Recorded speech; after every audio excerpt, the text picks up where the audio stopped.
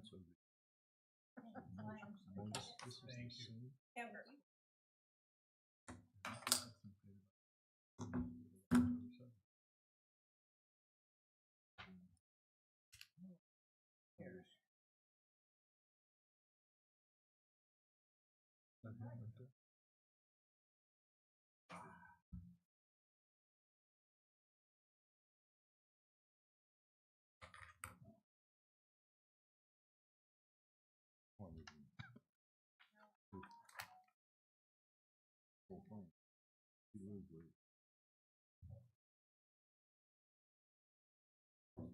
Son of a gun.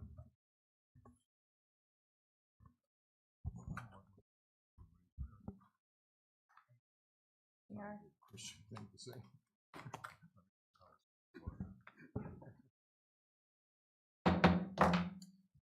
It's time to call the Ferrysburg City Council meeting to order for Monday, November 18th, 2024. If we could all rise for a roll call, followed by the invocation and the Pledge of Allegiance, You want please. us to stand for roll call? No, we don't need to stand for roll call, sorry. I got it. I retired from the military 30 years ago.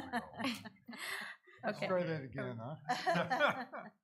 Amber, can you bring some organization to this and call? Sure roll thing. call? Thanks.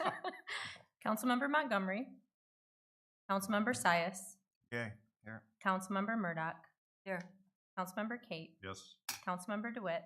Yes, Councilmember Sturley. Yes. Mayor Carlson. Here. Your Honor. Yes. I'd make a motion, we excuse Mr. Montgomery. Second. Amber, you can call roll, please. Councilmember Sias. Okay. Councilmember Sturley. Yes. Councilmember Murdoch. Yes. Councilmember DeWitt. Yes. Councilmember Kate. Yes. Mayor Carlson. Yes. Motion approved. Very good. If we could all rise now for the invocation by Pastor Nate Visker from Ferrysburg Community Church, followed by the Pledge of Allegiance. Thank you. It's an honor to be here. I don't actually live in the city of Ferrysburg, but I work in the city of Ferrysburg at Ferrysburg Community Church, and a lot of our parishioners do live here in the city. And my wife also works in the city of Ferrysburg, right there at Walden Green School. So we've got some skin in this game too. So thanks for the opportunity to open this meeting with the invocation. Would you please join me? Lord, it's with gratitude that we gather here tonight. We recognize that the opportunity to govern is a gift from you and a great responsibility. And so it's our prayer that the councilmen and women would steward that gift well tonight. We ask that you would guide this meeting with the wisdom of your Spirit, and that the decisions that are made would contribute to the flourishing of all the residents of Ferrysburg. We thank you for each council member here tonight, for their commitment to the city, and for the staff of the city of Ferrysburg too, and we thank you for their good work. So we ask that you would be here tonight to guide the proceedings and to lead to wise decisions, and we pray this in your name. Amen. Amen. Pledge allegiance to the flag of the United States of America, to the republic for which it stands, one nation, under God, indivisible, with equal justice.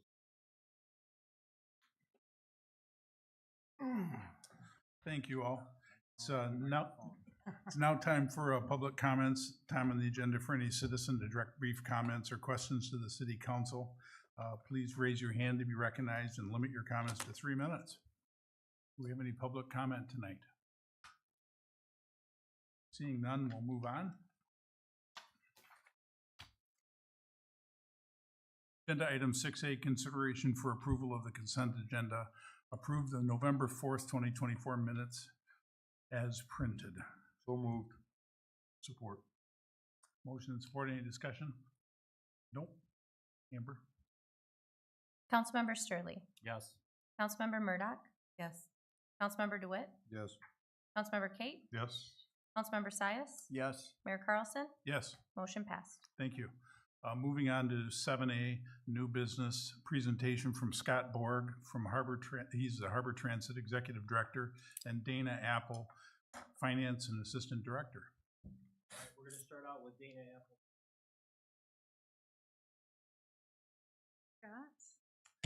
Thank you, everyone.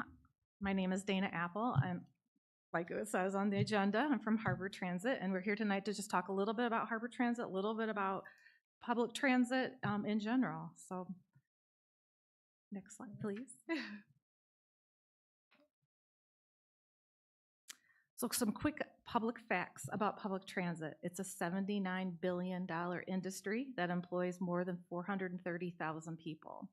There are 6,800 public transit agencies in the United States, and it is 10 times safer to travel by public transit per mile than traveling by automobile. 45% of Americans do not have access to public transit, and a household can save more than $13,000 by taking public transit and living with one less vehicle. Communities much like Ferrysburg can reduce the nation's carbon emissions by 63 million metric tons annually if they utilize public transit. And public transportation's overall effect saves the U.S. 6 billion gallons of gasoline annually. Go ahead. Harbor Transit has been in existence since 1975 with 4 vans. In 2012, we became an authority. In 2018, we grew to a service territory of 55 square miles. That included Grand Haven Township, Spring Lake Township, the village of Spring Lake, Ferrysburg, and the city of Grand Haven. We purchased land, in 2020, we had expanded our fleet to 29 all accessible buses and trolleys. In 2023, we purchased land in Grand Haven Township to build our new facility. And in 2025, next year, Harbor Transit turns 50. Our current services, we're available 7 days a week. You can travel anywhere from point A to point B. We are curb to curb.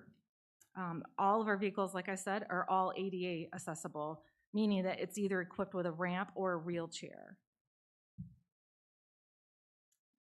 Last December, 2023, Harbor Transit released our Lakeshore Go app, and this is for our riders. This new technology now allows our ridership to schedule a ride or a standing order, purchase fares, or a monthly pass, and then they can track their bus in real time. With that technology, VIA holds that technology, and with that includes things like our dispatching software. That type of software allows Harbor Transit things like shift management, helps us with that. It optimizes our fleet by anticipating rider demand, has a little AI in there. It gives us productivity reporting, things like vehicle utilization, ridership trends, services, some information you're gonna see here shortly.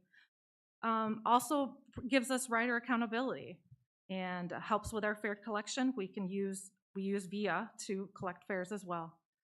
And also it gives the riders ability to control their own pickups and drop-offs.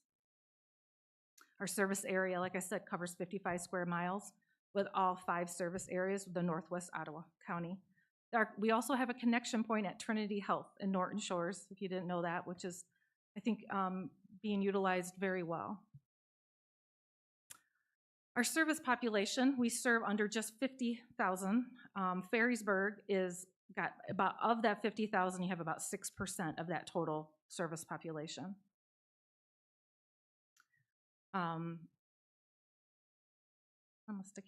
So Harbor Transit connects with Muskegon MATS.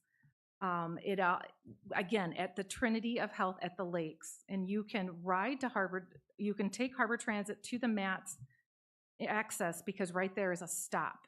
I don't know what bus route it is, but then that can take you on into Muskegon and things to do, you can utilize all of their healthcare systems, the shopping, the dining, the recreational, and the social opportunities. Here is Ferrysburg's demographic that we found on the 2020 census. So population, again, is 2,952 that you saw earlier. That's 6% of Harbor Transit service population. Of that, 32 or almost 33% are seniors, 65 and older. 9% are students, 5 to 14. 53% are 15 to 64. And 5% are under 5. Of that total population, 12% are persons with disability. What we also found was that the average Ferrisburg commuter to work rides about 20 minutes on average in distance. 0, use it for public transit.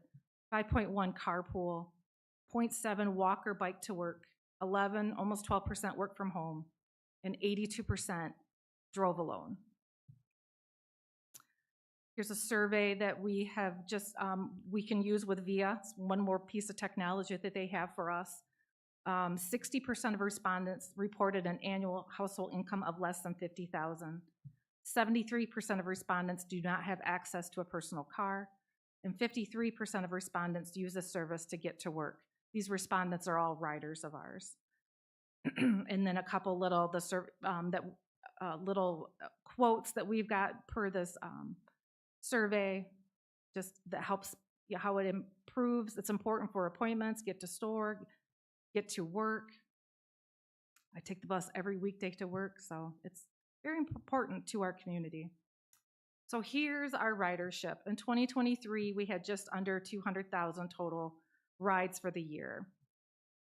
And Ferrisburg was at 9% of our total ridership.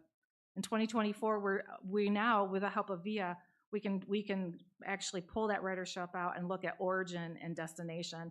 And Ferrisburg, again, 9%, holds that much of our ridership. So that's above 6% of the total population. Here is our ridership to Trinity at the Lakes. So it looks like from April to October, we had 1,710 trips to Trinity at the Lakes. The origin was 774 from our service territory, and the destination was 936, again, in our service territory.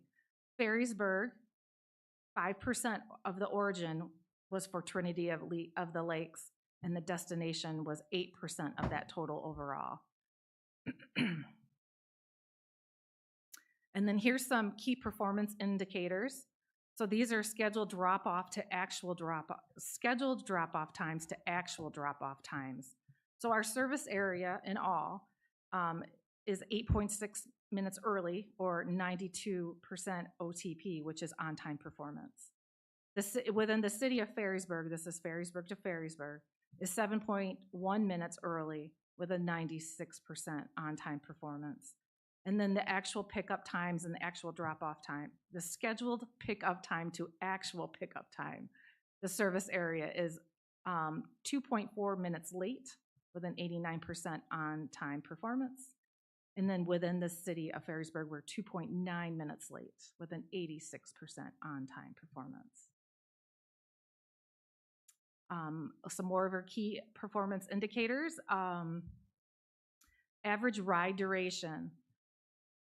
In our service area, the average rider rides 13.8 minutes.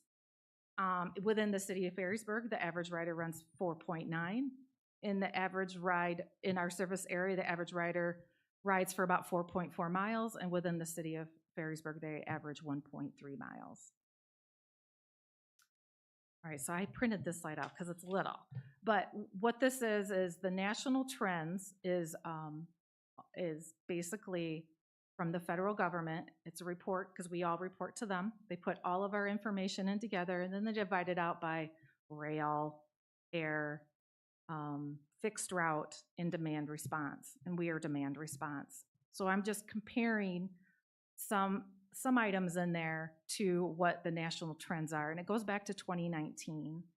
But as you can see, that we are always and always have been under the national trends when it comes to the cost per vehicle hour, cost per vehicle mile, cost per passenger. We are much more efficient than the average. A couple notes to talk about too. Since 2020, you've noticed the national trends have gone up for cost per vehicle hour or even cost per passenger. And that is because that microtransit had started to come into existence. COVID kind of brought that in. Microtransit is something that's being utilized with minivans. And so in a minivan, you probably only get one or two. And so what happens is that that brings, instead of carrying maybe 4 people or 3.61 people at the very bottom, passengers per mile, they're only getting 1.1 passengers per mile because again, that's a smaller vehicle. And now I will turn it over to Scott Bork. Good evening, everybody. Regional connectivity. We're looking at connecting Harbor Transit and expanding the best we can. And what we did is on November 7th, we actually had a meeting with Grand Valley State University. As everybody knows, Grand Valley has the Rapid come out to that location. They run the Laker line out there. And at that point, they bring students in from the Grand Rapids area, Kentwood, Granville, all the surrounding areas. So they are very receptive to that. It's a long-range plan for us, but we're looking for that connectivity and looking to partner with them. So at this point, they're going to go back and look at some statistics to see what faculty live in the 5 municipalities in this area, as well as the student count, and kind of give us an idea to see if this will, in fact, could become a reality for us. And actually, a normal rider could certainly make that transition and ride to Grand Valley, do another transfer downtown, and then go right directly to the Gerald R. Ford Airport. So, coming off a long vacation, a rider could certainly save a lot of money after you've spent, thousands of dollars on a vacation and then getting hit with a $200 parking bill at Gerald R. Ford Airport. So this collaboration will expand transit service along the entire lakeshore, covering areas, obviously Northwest Ottawa County, Muskegon, and Holland, and then supporting accessibility and promoting an eco-friendly transportation and commuting. Next slide, please. We're focusing on regionalizing the public transit services. We're working with our partners at Muskegon Area Transit, along with VIA, as well as Holland Max to achieve the goal. The timing right now is really good. Muskegon Area Transit is now transitioning into its own transit authority. We realize that will take some time, as well as Holland Max is now going under some new leadership within actually this week. These changes offer a strategic opportunity for integrating services and creating a cohesive transit network across the region. We realize these changes will take time, and however, we continually meet and discuss these services with our neighboring transit agencies regularly. And MDOT and certainly the FTA do support that. Next slide, please. We're excited about this one right here. I don't know if you'd recognize that guy over there behind the lady in the pink sweater. July 16th, Congresswoman Hillary Skolton came to Harbor Transit, presented us with a check for $16.2 million, which we're very excited to receive. Dana and I had worked extremely hard. This is the second time we applied for the Bus Facilities grant, and the second time was the charm. We were really glad to get that. If you could go to the next slide, please. We were awarded $16.25 million from Congresswoman Skolton on July 16th. The total amount of funding sources for the construction will be $21,920,475. Of that, federal $17,536, state $4.3 million. And then we also, with that Bus Facilities grant, we ended up putting in for 2 electric buses. We put that in, that assisted us with that grant. The first year we went through the grant writing process, we didn't get it, so we asked for a meeting with the FTA and sat down and asked what key factors did we miss. And after about an hour and a half, we had realized that we were missing a couple of things, and one of them was electrification. So at that point, we got funding for electric buses along with that at $315,000. You can go to the next slide, please. Last year, we purchased 2 parcels comprising of 30 acres at 172nd Street in Hayes, right next to Walmart.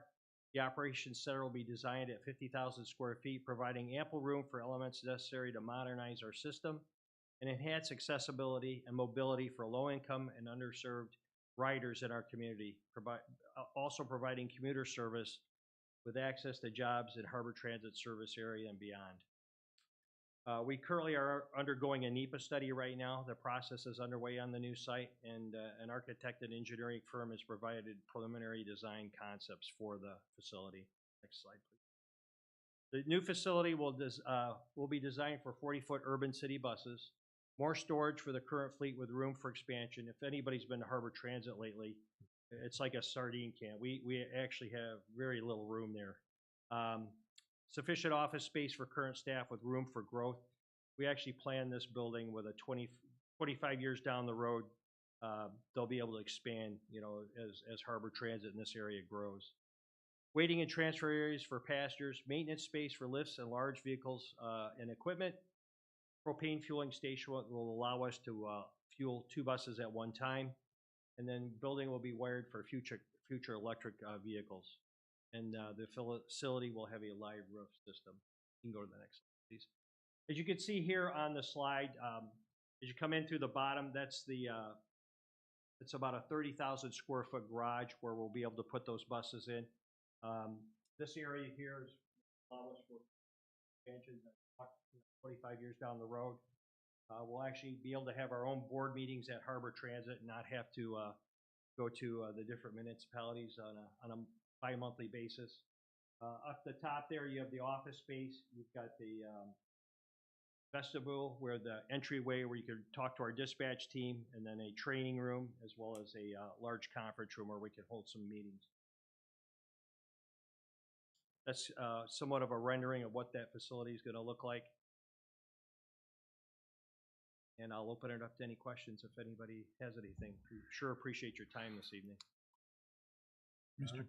Kate, you serve on Harbor Transit? I do. Oh, great. Yeah. One of my favorite jobs. Anything to add? Could you explain to everybody what NEPA stands for? It's you know, people use it all the time, and Yeah. I always have to think real hard about what it means. It's the National Environmental Protection Agency is what that requirement is. It's a federal requirement where we have to go through and make sure, we have to check the soil. We've done soil bearings out there. We have to go make sure there's no artifacts that are out there on that property, any contaminants on that property. And we were able to get what they call a categorical exclusion through NEPA, which is really to our benefit. That means that it's a simpler process, yet complicated. It's simpler than if a full-blown NEPA were to take place. And, Mayor, I see you shaking your head, and I can understand. It's been quite something. We anticipate that this NEPA process should be wrapped up in February, and certainly that's our hope. And I mean wrapped up, that means turned over to the federal government and then waiting to hear back from them.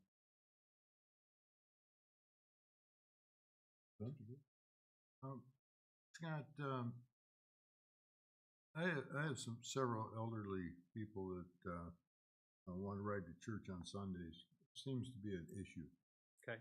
Is there limited service on Sundays or anything? It is limited service. We run 8 to 12:30, but I'd be glad to get with you to see what if they're struggling to get a ride, if we can see if we can Okay. make sure that we get them covered.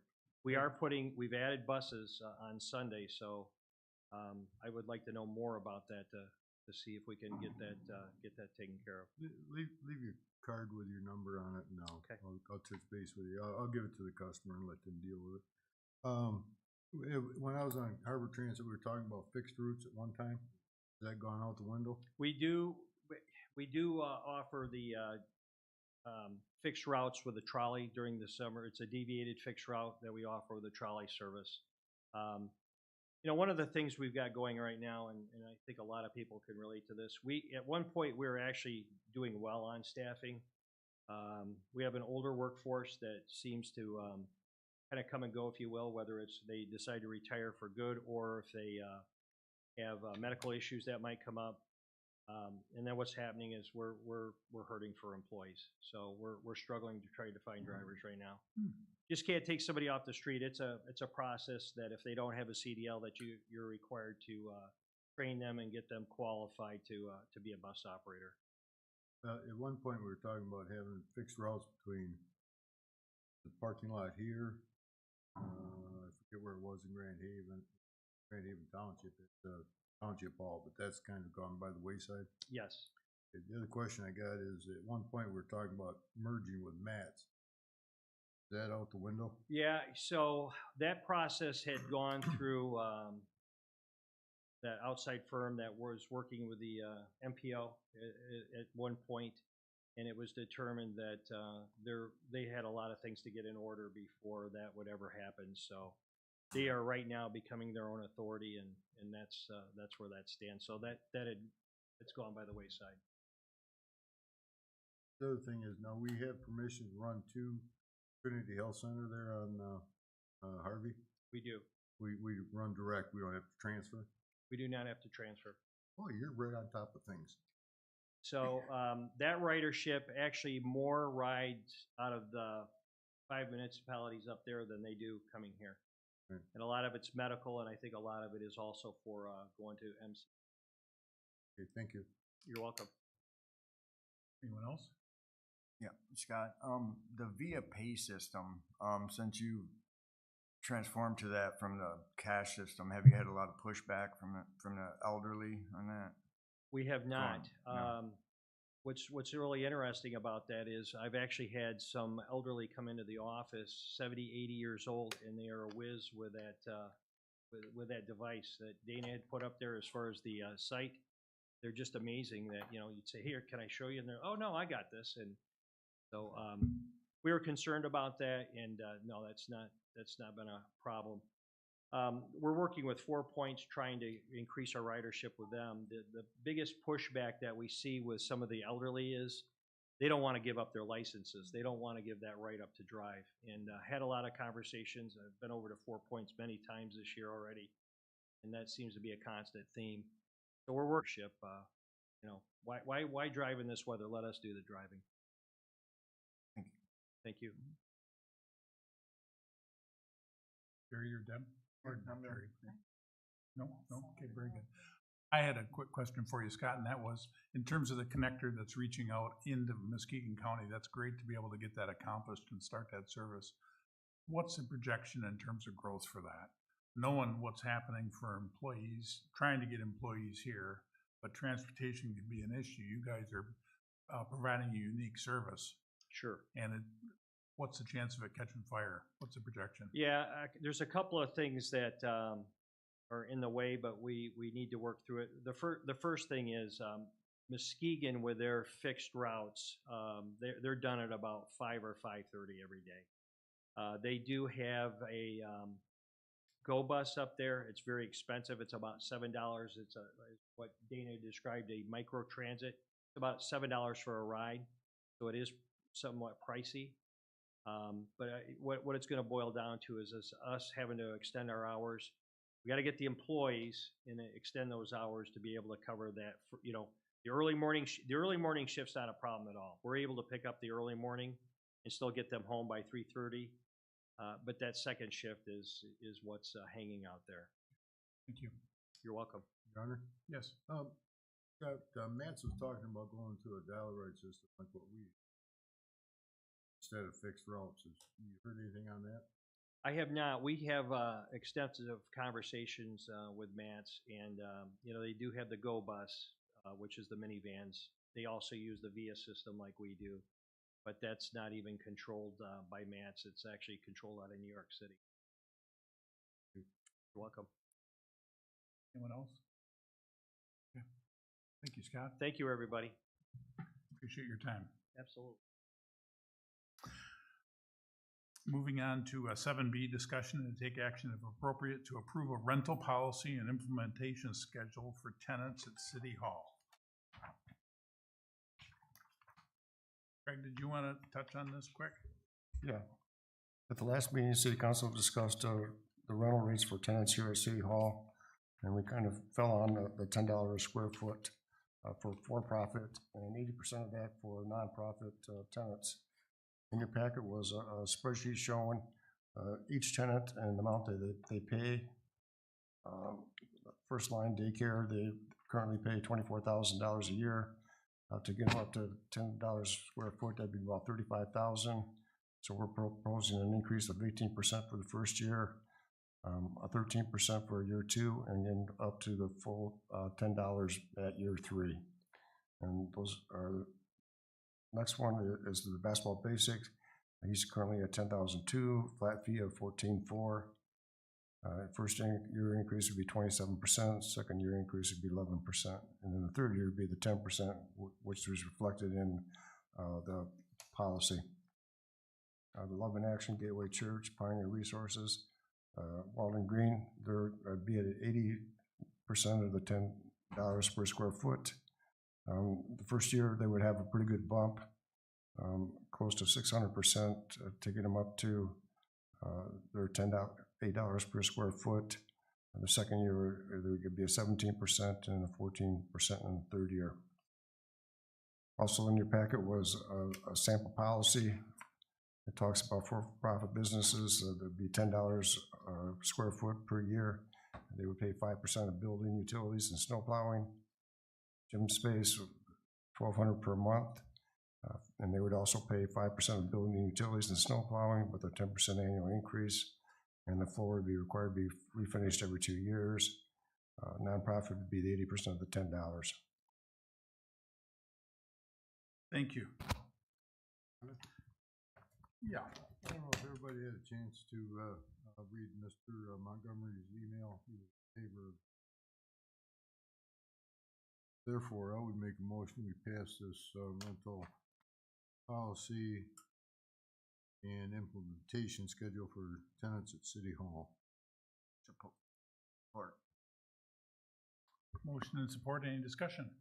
I didn't think Will was in favor of it all. Excuse me, I said I did not think Will was completely in favor of it in his email. Did you read? Did I read it wrong? Sounded like he thought the nonprofit or the nonprofit was getting hit. Excessive, he said. It seems excessive. What I read. And he suggested grandfathering them in. Your Honor, Yes. why don't you read Mr. Montgomery's statement? I will just read the paragraph pertinent to this. You will be reviewing and potentially approving a rental policy for the city tonight. I think this is a great and good direction for the city to go by documenting policies around standard practices like this, but I am concerned about the impact of proposed rates will have on our nonprofit tenants. Maybe you consider grandfathering them in, but a 600% increase seems excessive. In the end, I know you are all aware of the challenges we face with being fair to our tenants while continuing to be responsible to our citizens, and I trust you will make the best decision for Ferrisburg. That was from William this afternoon. So what I said was fact. Will thought it was a Mayor, Yes. if I may, Craig, one of the nonprofits' rents were actually decreased by this change.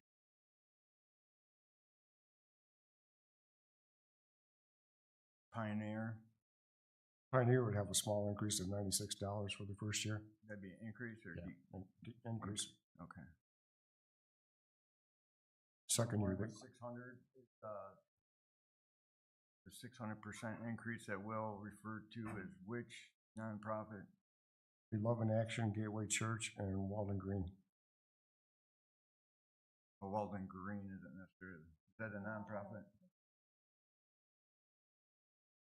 But even at that rate, we are still well below market average. Correct. Even $10 a square foot is well below, so it's a tough call, it really is. Should we do it on, would council be opposed to doing it on increments? Instead of 1 year, we'll spread it out? That's essentially what you have laid out in the spreadsheet, correct? That's correct. It's a 3-year to get up to the full rate. Okay. Your Honor? Yes. We've been kicking this around for 2 months. Yes. It's time we make a decision. Somebody, if you want to change what was presented to us, I'm open to suggestions, but let's get this done. Okay. Anyone else? Yes. I'll say one thing. Okay. While on its face, a 600% increase seems excessive, when you compare it to the market, it's not as excessive. And Councilman DeWitt's correct. We've been kicking this policy around for months, done our due diligence. Craig's put a lot of work into this. We need to find some finality to this. It should happen. Very good. Anyone else? Seeing none. Amber? Councilmember Murdock, Councilmember DeWitt, Yes. Councilmember Kate, Yes. Councilmember Sias, Yes. Councilmember Sturley, Yes. Mayor Carlson. Yes. Motion passed. Thank you. Moving on to 7C, discussion and take action if appropriate to approve a quote from Northern Pipeline Contractors for $12,405.72 for the Cecilia Lane Ditch Project. Craig, you want to fill us in on this, please? City Council reviewed this at their meeting on October 7th. Councilmember Sias asked to have this placed back on the agenda for consideration. Okay. Your Honor? Yes. This is more of an aesthetic thing than an actual, need to drain the area. My suggestion would be that if, Mr. Weber would like this done, that we could special assess him and have the city do it and put it on his taxes. Or if possible, if he could get the neighborhood to sign on, they could spread it out over the residents in the area. Basically, this is just aesthetics. It's a functioning drain now.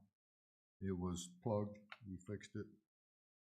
Basically, from what I'm reading, he just wants his ditch filled in so it's easier to mow his grass. So. Are you making a motion, Mr. I would, DeWitt? I would make a motion that if they would like it done, that the city would do it and do a special assessment or he can pay for it. Let me get a report so we can discuss this. I'll support that. Okay. Craig, has DPW done anything with that drain since we made our decision in October? Yes, they dug it out, and a picture of it is up on the screen right now. Mayor, if I may? Yeah. In our packet, I noticed that we were outsourcing the cleanup of our ditches and the cost, and I know that we discussed this prior in our past meetings, this specific ditch in particular. So I went to talk to Matt about it, as far as, you know, why we are outsourcing ditch cleanup. And is it a source of manpower that we can't do it on our own, or is it a need that we can't keep up with, or why are we doing this? So I had some questions, and what Matt informed me was, you know, it's a regular way of doing business that we always outsource these ditch cleanups, but it has become a nuisance. And you know, we've had this on the agenda, not just this ditch, but other ditches in the past that have become a nuisance with citizens complaining. My feeling from Matt is he would prefer just fill it in and be done with it and not have to, you know, deal with it anymore. That was a feeling I got from Matt. That's why I asked to have it back on the agenda this evening. And I feel it is a cost to the city, but I don't know how much this specific ditch costs for maintenance yearly by outsourcing, but I imagine within 10 to 15 years, we would recoup our loss if we decided to go forward with the project. Filling in it. That's my feelings on it, so I just wanted to leave it to council, see how they felt. Your Honor, if I may? Yes. Matt went over there with a backhoe. It took him about an hour and a half to dig out the ditch and all the spoils away. So this is not a major expense to the city. The main reason subbing out some of the ditches is there's a lot of brush removal, a lot of stumps, a lot of things that we have to, that they were overgrown to the point where, while it's not past the capacity of the city, it is definitely a lot more economically feasible to sub it out rather than, you know, they have big excavators, they can, rather than with our little backhoe, it takes a lot longer. That was what was expressed to me by Matt, that because I questioned him because there's a couple things, 3 or 4 of them coming up. We put out for bids for clean out ditches. Yes. Yeah. And I asked him why, when we have all the equipment. He says it's just more, you know, feasible, particularly when we're coming into snowplow season and such what. So. Mr. Weber, did you want to say anything regarding this? Sure. Yep, Ryan Weber, 16916 Cecilia. I'm not going to dispute anything that was said, actually. A lot of the reason that we do want this cleaned up is slightly aesthetic reasons. It's not super attractive there. You're absolutely right. It is very difficult for me to mow my lawn around it. It was before with the poison ivy, with it being overgrown. I did my best. I would use shrub cutters. I would use my lawnmower to kind of push it down there and the whole thing. Not complaining about that necessarily. I mean, it was difficult, but I think with it getting cleared out, again, you're absolutely right. It was done with a backhoe. We appreciate DPW coming to do that. They're always kind, they're timely, they're nice people to deal with. So we do appreciate them coming to do what they did. Kind of a downside of the repair was that it did make for some very steep slopes on the side of that. I have two issues with that. One, it makes it even more difficult for me to maintain. I'm not under a false reality that somebody's going to come out there once every couple weeks and like trim it up. I know that's not going to happen. Again, I don't expect that to happen. But that makes it difficult for me. The other part of that, I think it does create some sort of liability. This is not a neighborhood anymore of, you know, older people. There's a lot of young kids around. They ride their bikes on that corner often. Not trying to be over dramatic and say if some kid rides their bike in there, it's going to result in some serious injury, but it's not an ideal spot for a massive hole in the ground either. So, yeah, I understand that it is a lot of money. I'm not, you know, disputing that either. Don't take it lightly, but you know, it also, last thing I'd say, it's right across from that public street end park. People launch their kayaks there. People walk there with their dogs. It is, you know, in terms of, as far as Ferrysburg goes, a fairly heavily trafficked area in terms of walking population, especially in the summer. It's not a good look for us. For me, I don't like it there. You're right. But as a city, as a community, as a neighborhood, it's not attractive.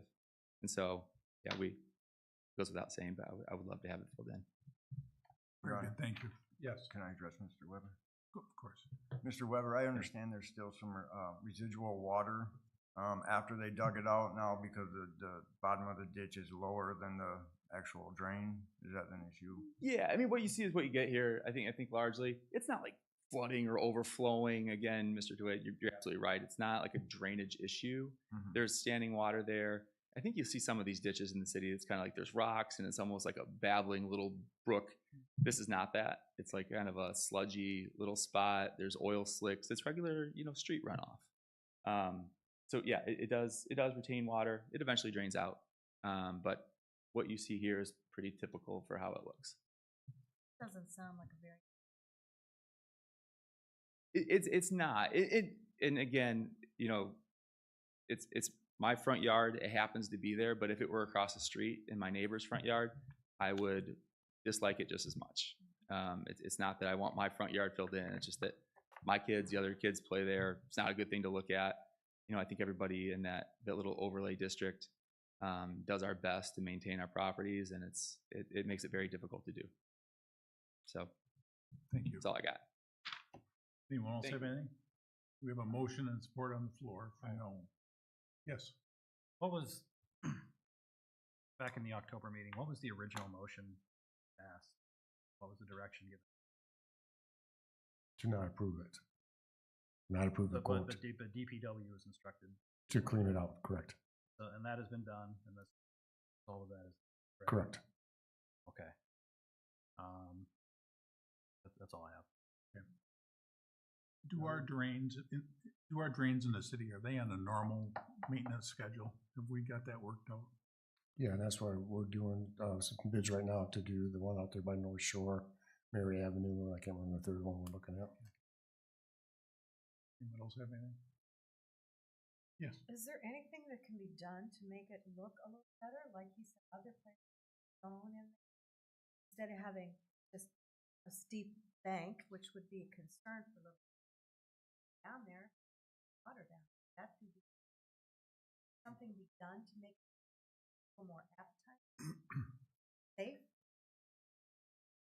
Well, we cleaned it out, so, you know, the old brush is all cleaned out and it's not there anymore, so that helps with aesthetics.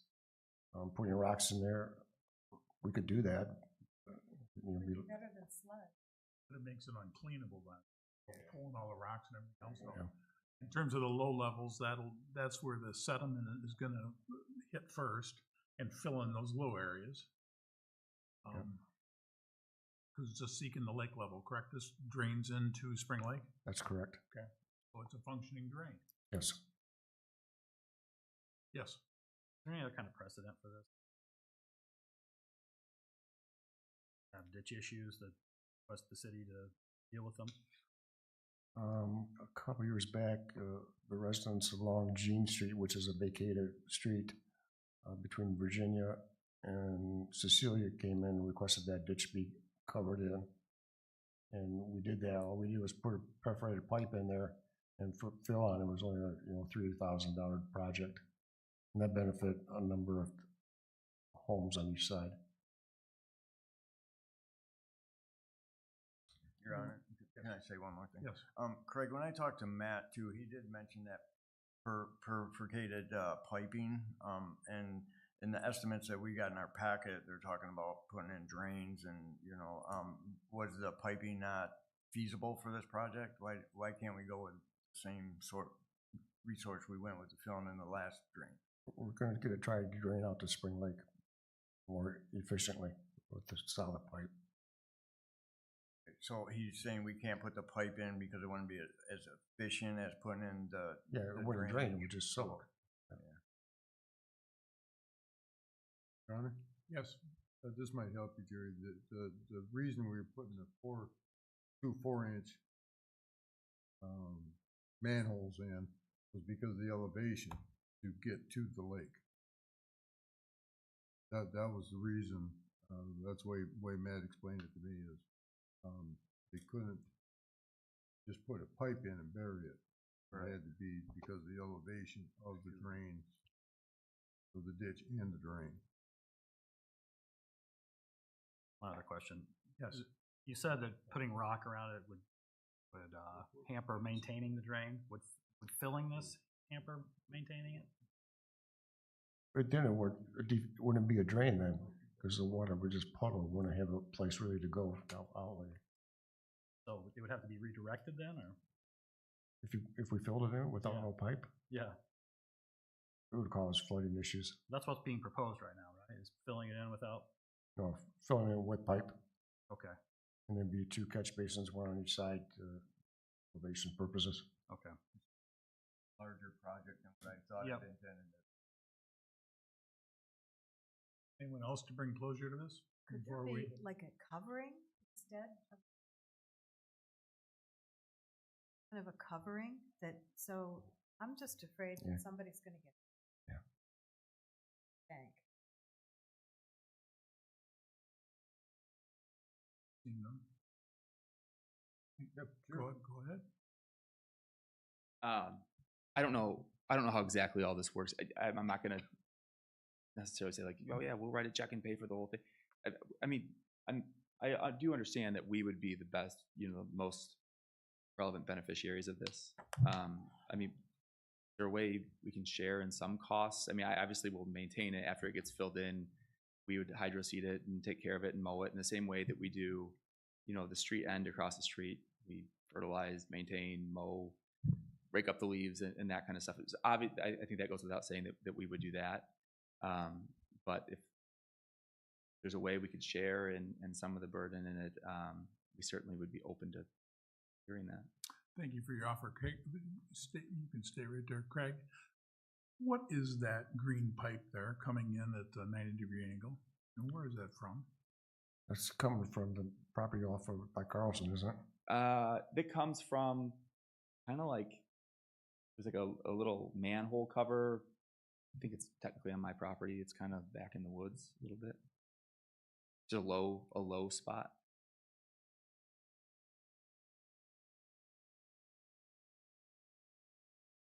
Yeah. Yes. I guess I would entertain the thought of if you want to split it 50-50, city pays 6, you pay 6.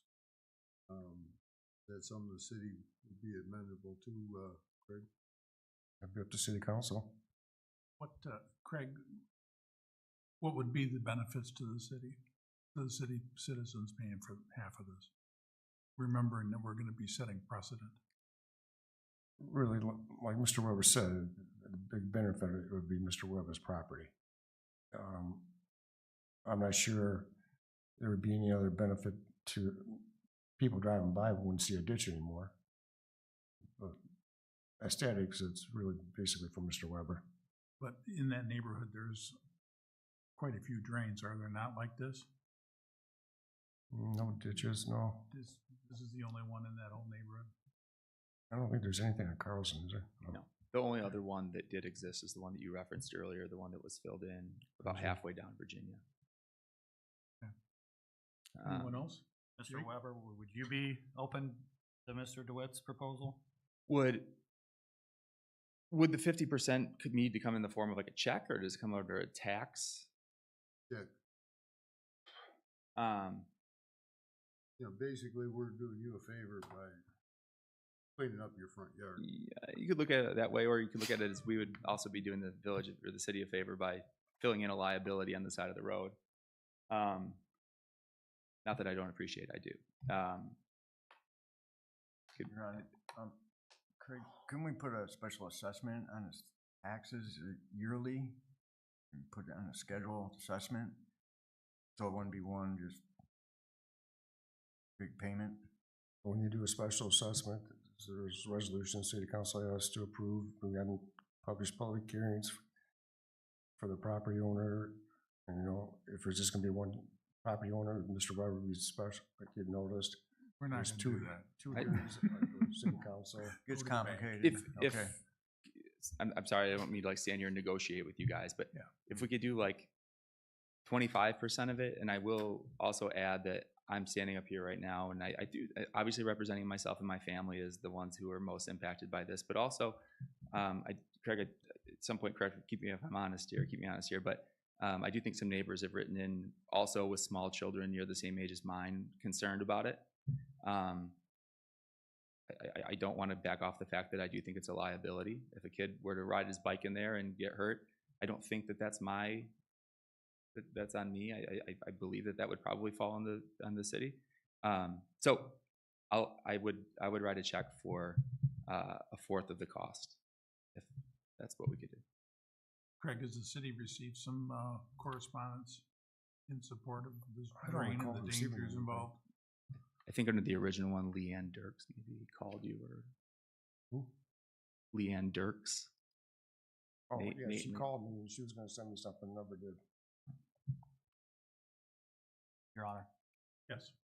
I think we're putting Mr. Weber in a tough spot, having him negotiate something on the fly here in front of council. My suggestion at this point would be to table this and then speak with Mr. Weber on the side and see if we can come up with some kind of amicable agreement between he and Mr. Weber. And if we can do that, then at our next meeting, we can vote on that. But right now, I don't feel like that we're in a position really to. So, city manager, you're cool with that? You can reach out to I can do that, yes.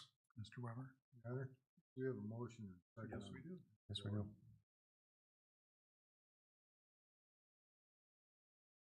Motion and second on the floor. We gotta take a vote. Yeah. Can you reread the motion, please? Sure. This is a motion to not approve a quote from Northern Pipeline Contractors, $12,405.70 for Lane Ditch Project. Do not approve. Not approve. Councilmember DeWitt. Yes. Councilmember Kate. No. Councilmember Sias. No. Councilmember Sturley. Yes. Councilmember Murdoch. No. Mayor Carlson. Yes. Motion failed. Motion failed. Tied. Thank you, guys. So, Craig, you'll be reaching out to Mr. Weber then? Yes. Okay. Great. Okay, very good. Moving on to 7D work session, e-bikes, and followed by a general fund balance review real quick. Yep. Craig, what do you got for e-bikes? Councilmember Sias asked us to be on a work session. Yep, okay. Once again, like I mentioned last month, I noticed some signs in some of our parks to walk our e-bikes, and I know that, council discussed in the past about, legalizing e-bikes throughout the whole city. So I think that maybe we need to look at this again. I have also, received several complaints from citizens about e-bikes, and, there's a lot of concern about, their use in a city. So I think as time has gone by, I think we've collected more and more evidence of how e-bikes can affect our pedestrians, and I think we need to look at this situation again. Yeah. Why has to have it up? Craig, is City Hall, I remember email from Candy Hespen Yes, regarding e-bikes. right. Anything else coming into City Hall? No, Okay. that was the only written one. And her primary complaint was about in William Ferry Park, from what I remember. And Coast Guard Park, that paved path by the pavilion. And we've had complaints from other residents when people come from the Tri-Cities Connector Path, they come down that ramp. And then when people are fishing or people are having, we have our 4th of July picnic, they're riding in there, so they're coming in so fast. There's really concern there. Sure.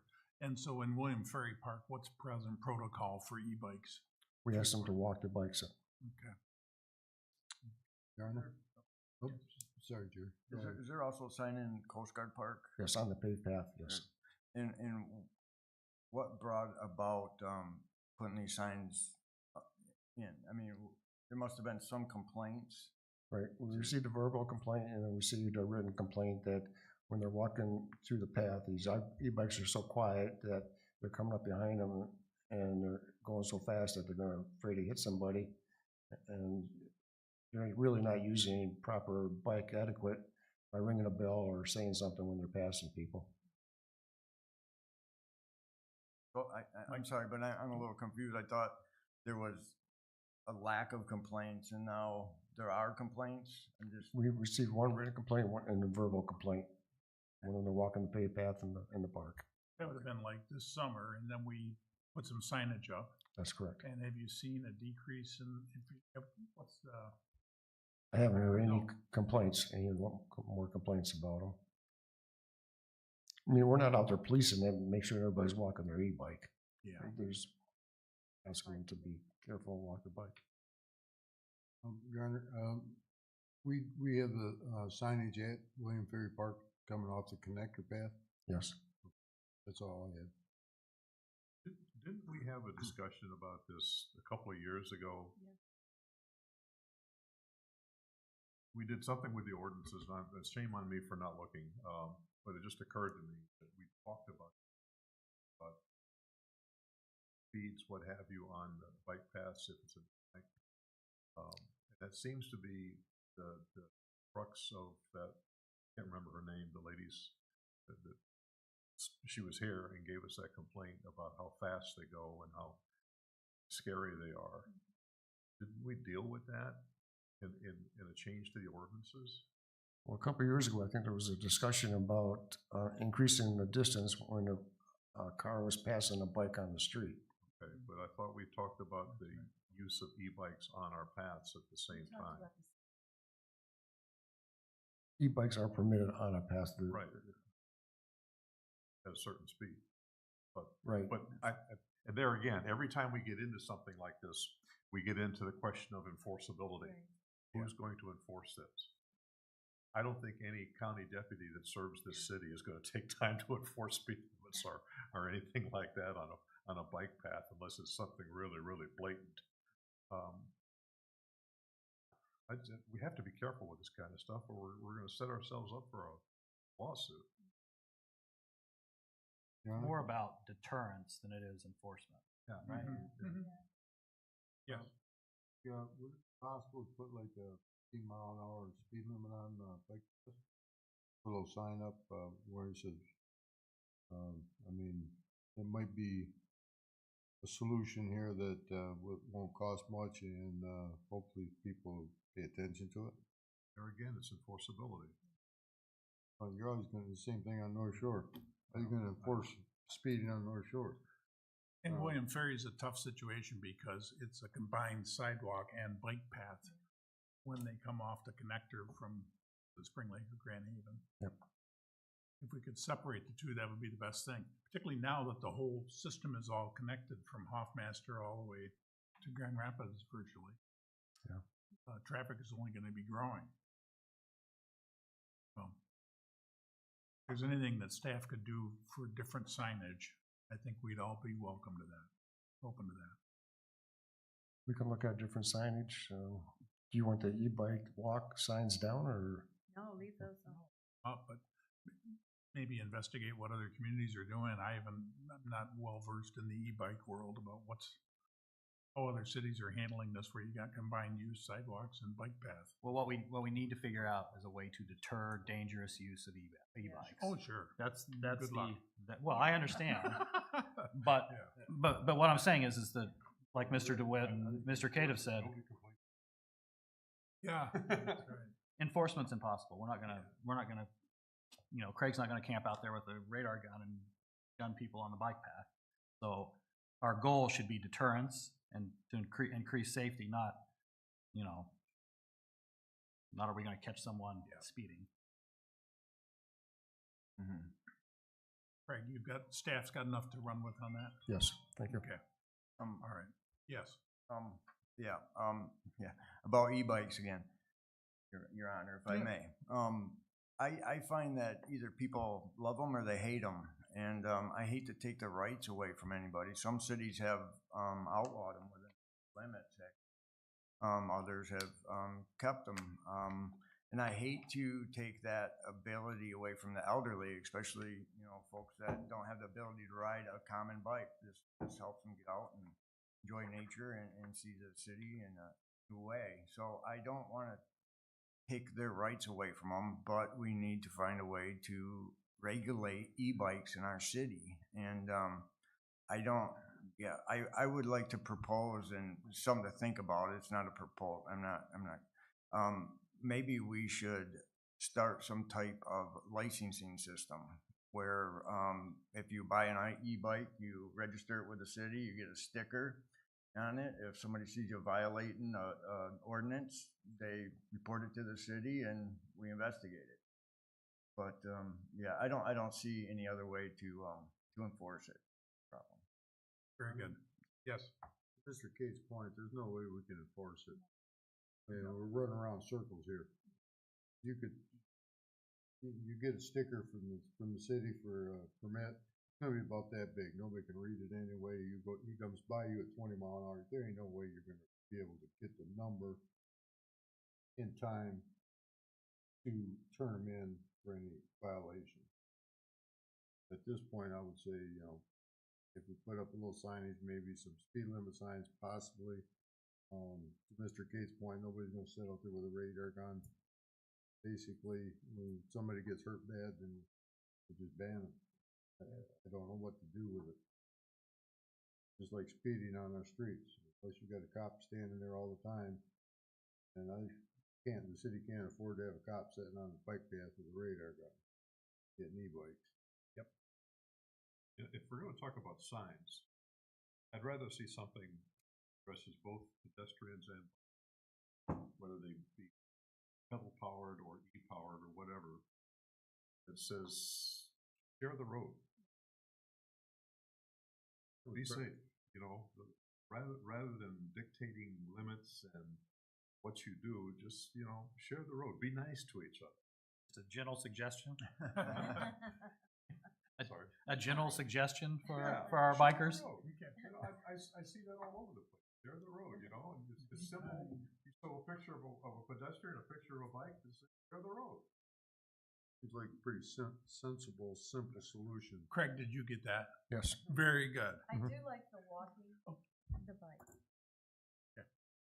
And it may come to pass if we have a combined bike path there. This is the e-bikes, I know Mr. Cate particularly doesn't like to revisit things after we talked about it 2 years ago or a year ago. Me neither. But this is a moving target, no pun intended. E-bikes are a growing thing. And we've got our connector that comes into one of our smaller city parks with a combined sidewalk and bike path. So it will get resolved, whether it's two different paths or how it happens. So we gotta get us, our paths aren't crossing. Connor? Yes, To give Craig some direction, leave the walk your e-bike and a little sign under it, share the road. Don't take one down to put one up.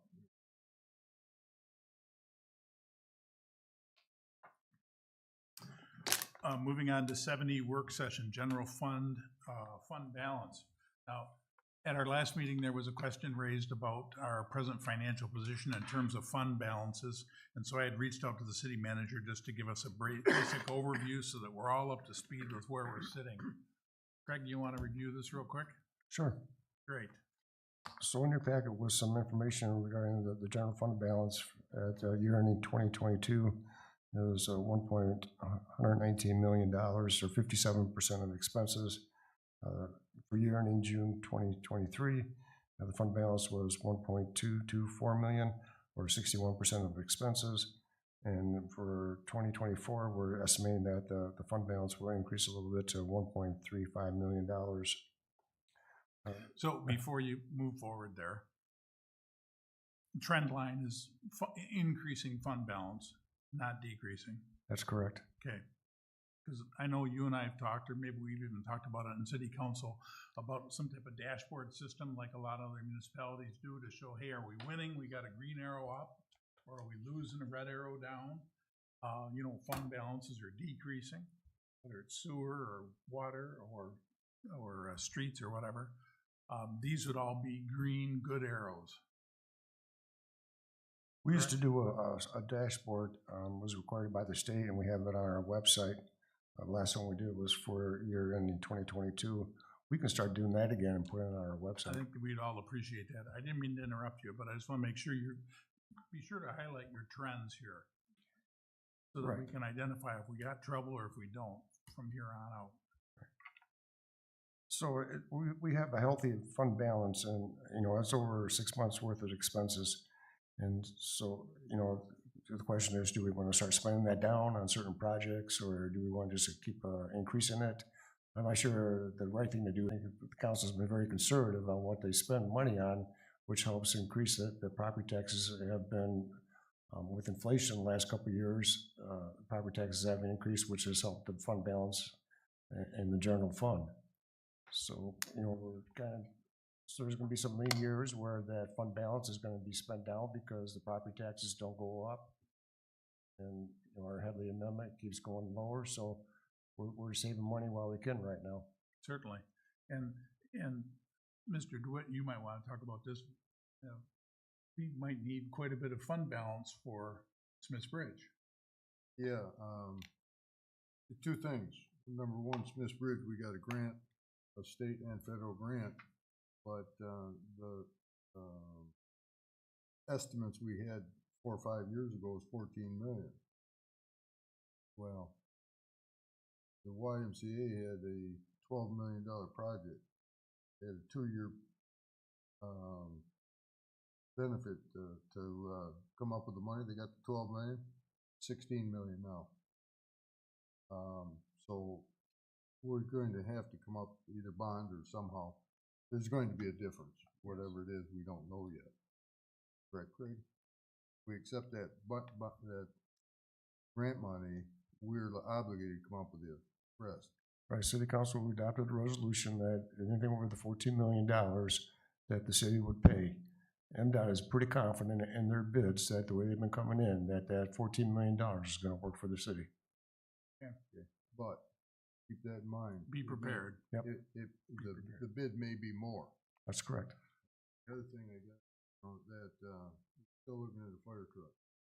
So at this point, I would say let's not, get hog wild spending our excess balance here.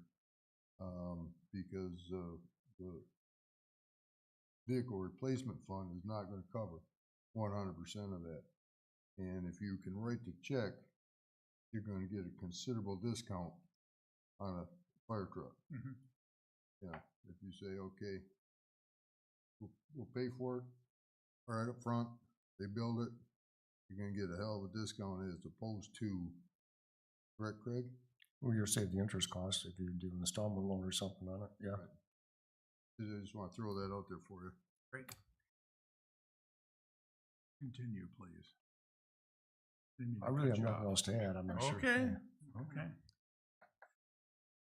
Well, with the rest of what you put in your packet there, I thought maybe you were suggesting that we need a fund balance policy. We can do that, you know, a number of communities have that, and I guess the question is gonna be then what percentage do you wanna keep the fund balance at? You know, the general fund, depending on what's in there every year, it changes every year. You know, one might be $1.8 million, next year might be $2 million, and the year after that might be 1.9, so it's gonna fluctuate.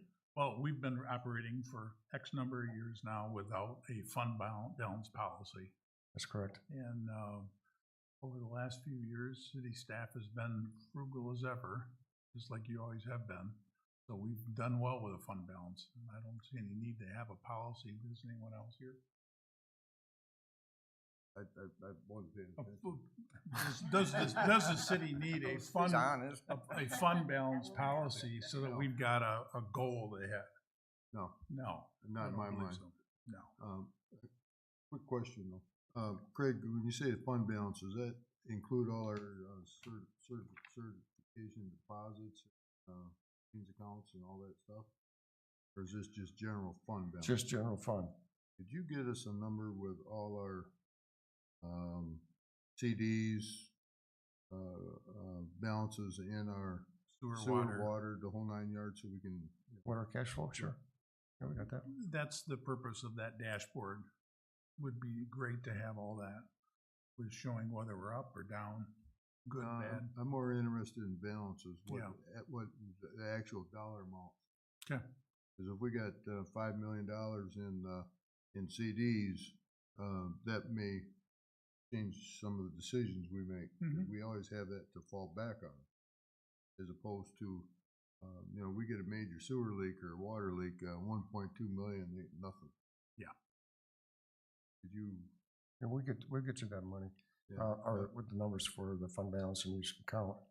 You know, right now, the public improvement fund is loaded with cash because we got paid for 168th Avenue coming up here next year. Right. So, you know, that's gonna be $1 million coming out of there next Right. year. Yeah, we understand that, but you always want to know exactly how much money the city has and where. And we can do a work session if you'd like on that.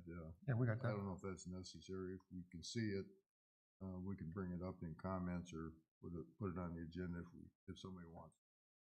That's a simple report to run. Mayor, if I may Yes. address Craig.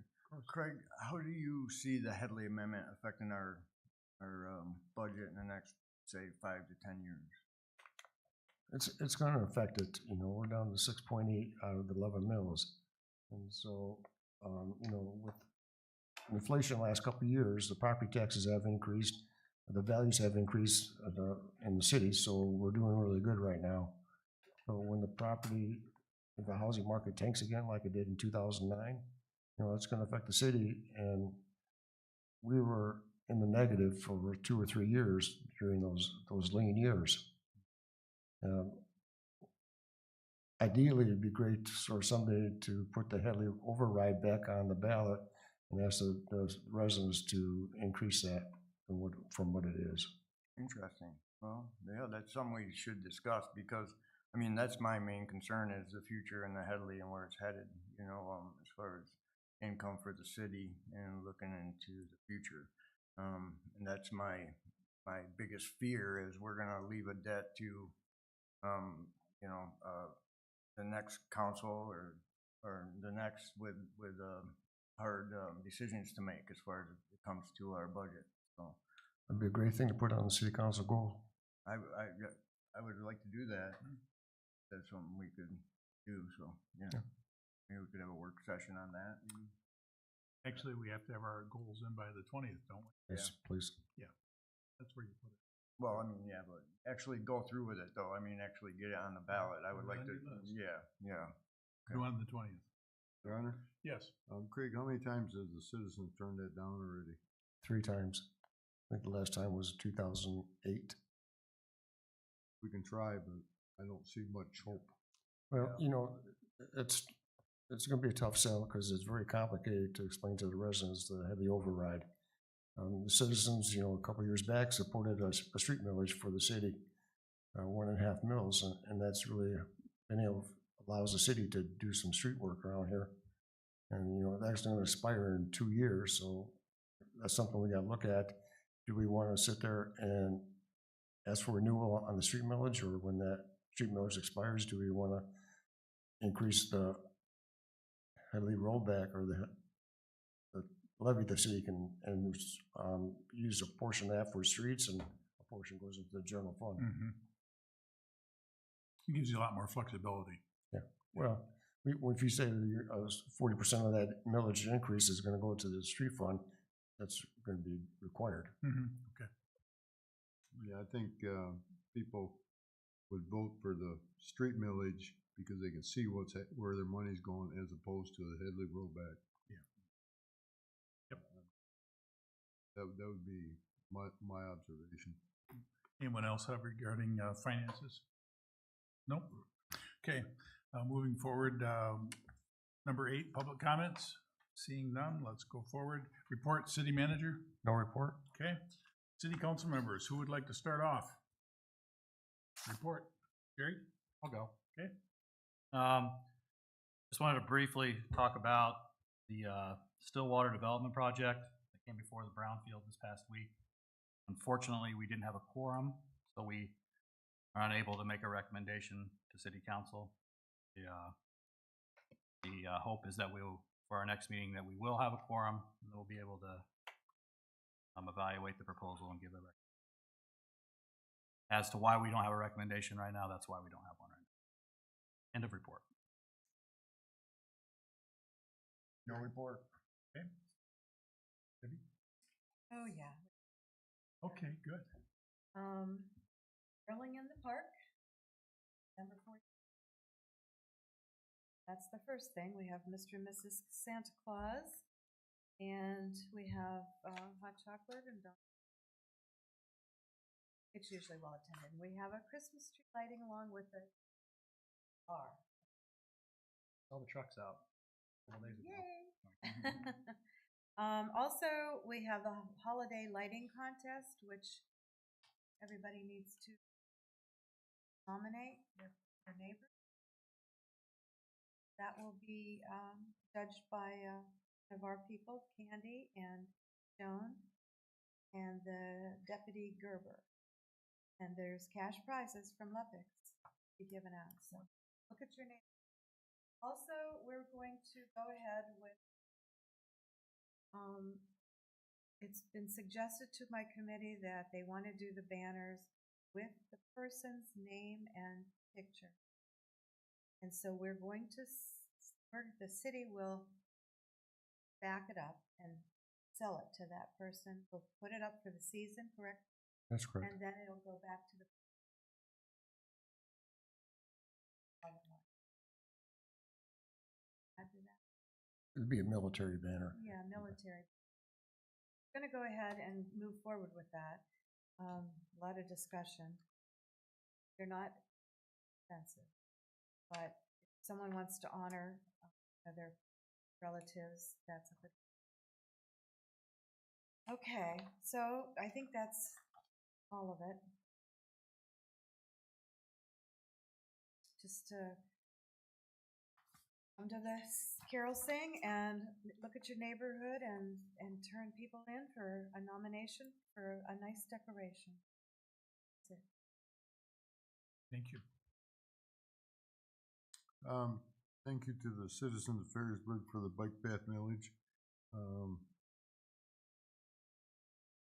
That's it.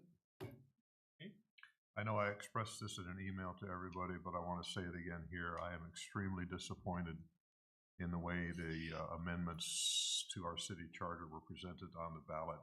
They left so much to the imagination that nobody knew what they were voting for. All 5 of those should have passed, and 3 out of 5. I don't think we changed enough to, I hope it's enough to make a difference in the next election cycle, but there's still too many holes. My opinion. Agreed. Agreed. I just have, end of report? Okay, I just have a few things. Amber, thank you for all your good work dealing with another election. Speaking about elections, Thank you. I voted early on a Sunday, and I saw you down there, and you were actually running that day, Yeah, that whole site operation. supervisor that day. Wonderful. Great to get that out of the way. Back to normal work days. Wednesday, I'm gonna be going to the MPO meeting up in Muskegon at 1:30.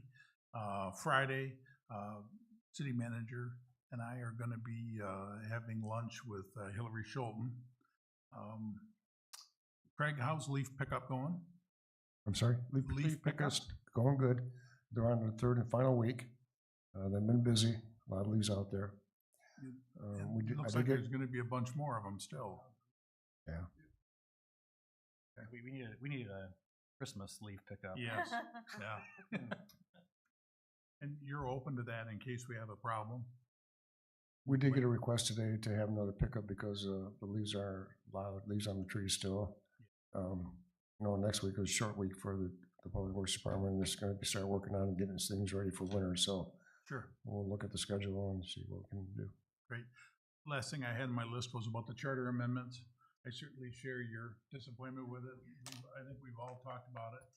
Craig, what is the way out of the woods for us to be able to maybe go with different charter amendments to clean those up and reapproach the citizens? What all has to happen? Same process we went through this time, resolution, the city council, get the attorney general to approve them, language, and bring back on the ballot. I'm just questioning whether with doing some good education of the citizens, if we shouldn't get that ball running, moving forward now, with the idea being, hey, is it potentially doable in the next election? You have something there? I say, ultimately, what the determining factor was of what could be placed on the ballot was the verbiage used in the resolution that was passed by city council. That's what we were limited to. So if we were to amp up the description in that resolution, we would be able to add more to the ballot. Okay. That's the end of my report. Yes. I've been told by it was just too unclear. They didn't understand it, they didn't get what we were saying, and that's why it didn't pass. And I was very disgusted. Bill and I, Gary, we worked extra on our own time, and then it just gets thrown out. And that's very disrespectful to us who worked on it. Well, That's we can learn some lessons from this. Clearly some things didn't pass and there's reasons why it didn't pass. Let's get to the bottom of it and figure out a way forward. Well, I think one thing is we hit them with a bike path, bike milling. It was And a so very long ballot. There was too much, everybody. On a presidential election. Yes, Yeah, that was a big one. Okay. Okay, well, that's the end of my report. Adjourned. Thank you.